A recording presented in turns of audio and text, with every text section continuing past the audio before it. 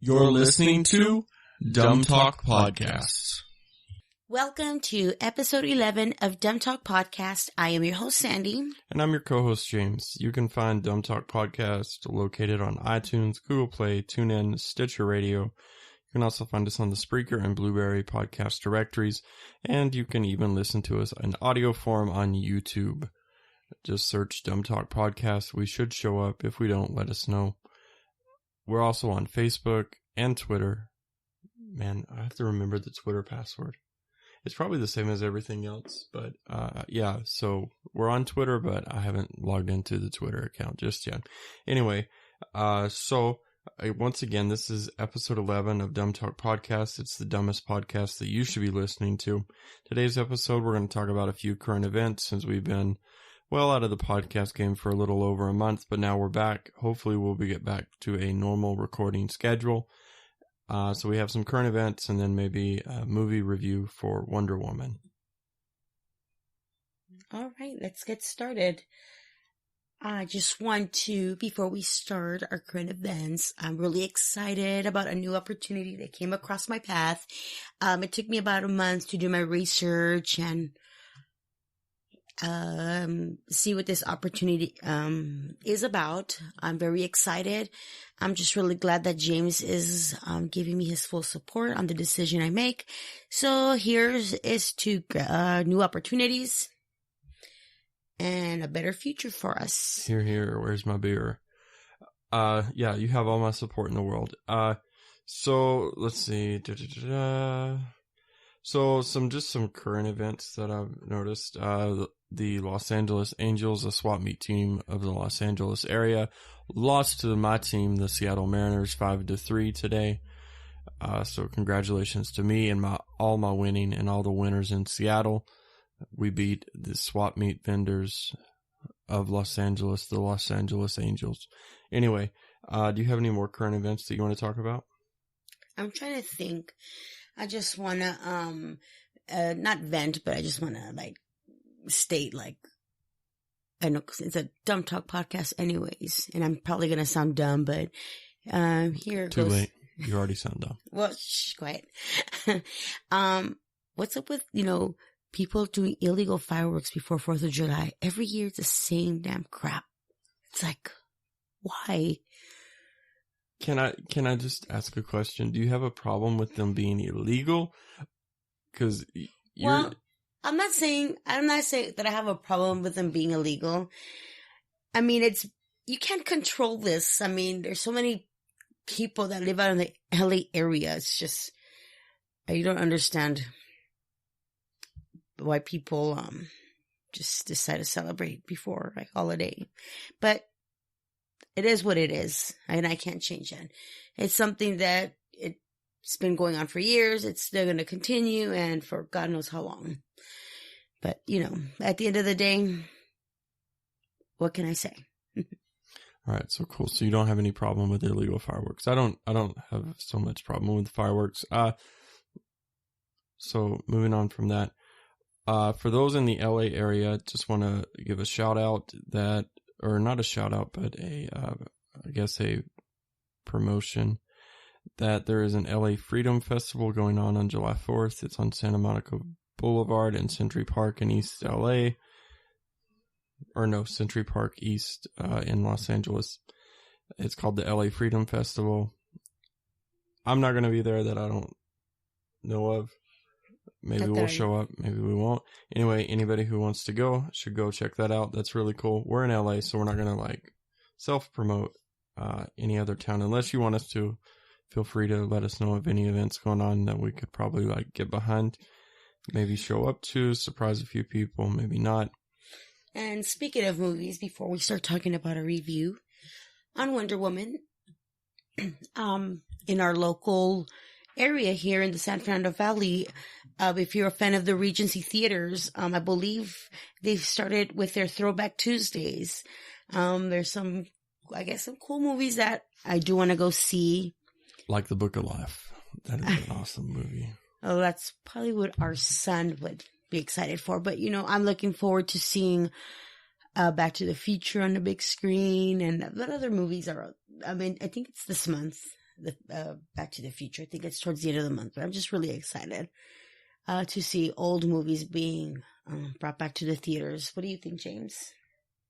I think it's cool to always have throwbacks. I mean, for me, as far as an entertainment viewer, a veteran entertainment viewer, I always love throwbacks to great shows.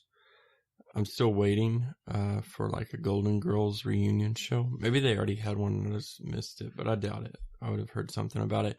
Oh, really cool. So I was scrolling on Facebook right now. Apparently Jay-Z's mom is a lesbian. I didn't know that. She had 4 kids, but apparently she's a lesbian. It says in his latest album that just released this week. And not like I care about Beyonce and Jay-Z, but I mean, where he admitted also that he cheated on her. I mean, well, he said he was unfaithful. Well, it's the so, I mean, yes, that is technically cheating, but how did he cheat? Those are the questions I have for one Jay-Z. Who knows? Maybe he'll come on and answer. That'd be so cool to have Jay-Z. Anyway, that was just something thrown out there. So our podcasts are going to be a little bit shorter, just due to a hosting conflict. So we're about 6 minutes in. So we're going to try to go ahead and get to the movie review of Wonder Woman. For me, this was the top film I wanted to see from the DC universe, considering that they screwed up Suicide Squad. They screwed up Batman v Superman. They also screwed up, well, no, I don't think they, pardon me, I don't think they screwed up the Killing Joke video adaptation. I thought that was really well done. I still give it a C or a B. I'm still undecided, but it was really good. Suicide Squad, C. Batman v Superman, S for Snorefest. So Wonder Woman to me was something that I was really looking forward to. I'd seen the trailer, which looked amazing, but again, all trailers look amazing. It's very hard to look at a movie today and pick out bad movies just from the trailers. I think earlier in decades and years prior, you could kind of tell like a little cheap movie that wasn't amounting to anything or that was a big blockbuster. So for Wonder Woman, it was really good. And really, they did a great job overall of telling. This was an origin stories movie. This wasn't just, here she is, Wonder Woman, and now we're in modern day, where it's not like we're in like modern day 2017 and here she is jumping off a building or anything like that. So I felt it was really well done. I think it tells a good story of today's current timeline. There's people who are very optimistic, very hopeful, they want to see the good in everything. And then you have her male piece. What's that guy's name again? I don't remember. Was it Steve? I believe so. Who's a little bit more practical, and being practical in some cases reflects people thinking that somebody's being negative, and that's not necessarily the case. So I felt like that told a great story in and of itself, but there was so many storylines going on and so many great stories being told in this 1.5 to 2 hour film. I think it was a little over 2 hours. It was a pretty long movie, but it was really good. I think it was very well paced. At times when I was getting tired of the little origin story that they were telling, they picked it up with action, so I was very awake. I would say overall, really great graphics, I guess, really great editing. Really good visual effects. Yeah, visual effects. I think that's what I was actually looking for. Really good visual effects. A great story overall. It looks like it was a piece that was put well together. It didn't look like it was cheap quality. I mean, the effects were, just so clear, so realistic, compared to other movies back in the past where I guess when they started doing compositing and all that other crap for movies, that you could tell it was like pretty cheap. Great quality film. Like I said, really, really realistic. and very entertaining. Despite that it was a 2-hour movie, it wasn't boring. Nobody was walking out of the theaters. So, I mean, it seemed like, everybody enjoyed it. There's a bunch of babies crying, though, which kind of upset me. Well, yeah, If you're going to bring your kids to a movie theater, first and foremost, make sure that they're age appropriated. So start them off with like Little Dora the Explorer movies. That way, if they yell, scream, rant, and rave, number one, that movie sucks. But number two, you kind of get an idea of how long they can sit in a movie theater before they get fidgety and start screaming and throwing a fit and make me want to drink Pepto-Bismol or something else. But that's not a negative on the movie. That's more on the movie theater itself. Anyway, so overall, like, I really liked how they incorporated the story of she wasn't from, I guess, this era of this planet. Like, she was from a different era. And what was really cool is how they somehow managed to incorporate the timelines. Right. It was very interesting. So it seems like, I don't know. I'm trying to find the right words to say. I mean, it was, God, I'm trying to figure out how to word it. But yeah, I mean, I get what you're saying. It was like they were able to manage two different worlds in one. And that's how I saw it. Or like you said, 2 different timelines. So it seemed like if she was either time traveling or she like hopped from one planet to another. But I mean, I see what you're trying to explain. I mean, yeah, that's what I saw it too. Like you said, it was a mixture of both worlds. It was great imagination. I mean, whoever did the storyline.